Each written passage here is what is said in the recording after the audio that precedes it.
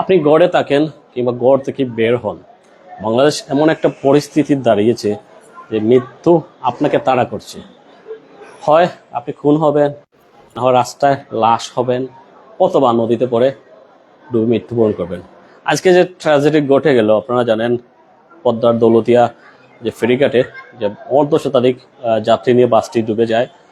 ইতিমধ্যে 6 জনের মতো উদ্ধার করা হয়েছে। আসলে মৃতদেহ আমরা যতটুকু জানতে পেরেছি, আশঙ্কা করা হচ্ছে বাকি যে অনেকজন 8-9 জনের মতো তারা আসলে সাঁতার বেয়ে উঠতে সক্ষম হয়েছেন, কিন্তু বাকি যে সদস্যরা আছেন তাদেরকে আসলে বলা যাচ্ছে অর্থাৎ নিশ্চিত মৃত্যু। যেহেতু আপনারা জানেন পানির নিচে মানুষের স্থায়িত্ব বা বেঁচে থাকার সম্ভাবনা মাত্র 1 থেকে 2 মিনিট, এর বেশি মানুষ থাকতে পারে না। আমরা অক্সিজেন ছাড়া এর বেশি থাকতে পারি না।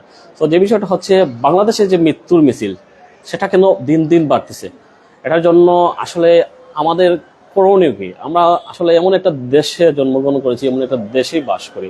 আমি আসলে আক্ষেপ নিয়ে লাইভ করতেছি। আমি একসময় লন্ডন যেতে চাইছিলাম, মন প্রাণ নিয়ে যেতে চাইছিলাম, কিন্তু যেতে পারি নাই। দুর্ভাগ্য, কপাল, আল্লাহ, যোগ্যতা, টাকা সবকিছু ছিল, যেতে পারিনি। কেন যেতে পারিনি? এই দেশ ছেড়ে চাইতে এসেছিলাম। এই দেশ অনিরাপদ দেশ, ধর্ষণ, খুন, রাহাজানি, চিন্তাই। আপনি মরবেন, কোনো না কোনো একভাবে মরবেন, জীবনে নিরাপত্তা নাই। দেখেন এই বাসটি আসলে ফেরি থেকে পড়ে গেল। চালক ছিল না, অদক্ষ, চালক ছিল অদক্ষ, কোনো সতর্কতা বশত নেই, লক্কর জক্কর অবস্থা, সবকিছু মিলিয়ে একটা অবস্থা। সরকারের কোনো নীতিমালার কোনো তোয়াক্কা নেই। এমন একটা অবস্থার মধ্যে দিয়ে আমাদের দেশটা যাচ্ছে। এই দেশটা আসলে ভালো অবস্থায় যাবে সেটা আসলে বলা যাচ্ছে না। মানে দেশকে চেঞ্জ করবে।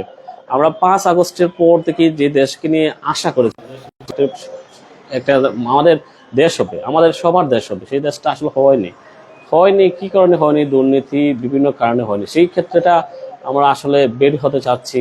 লাশের মিছিলটা অন্তত বন্ধ হোক, এই দেশ নিরাপদ হোক। আমরা এই দেশে বাঁচতে চাই, সাধারণ মানুষ বাঁচতে চায়। আমরা সংবাদকর্মী হিসেবে হামলার সম্মুখীন হই, হুমকির সম্মুখীন হই কেন? এই দেশটা তো আমাদের, এই দেশে গণতন্ত্রের অধিকার আছে, মানবিকতা চর্চা আছে, ফ্রিডম অফ স্পিচ আছে। তো ধন্যবাদ সবাইকে।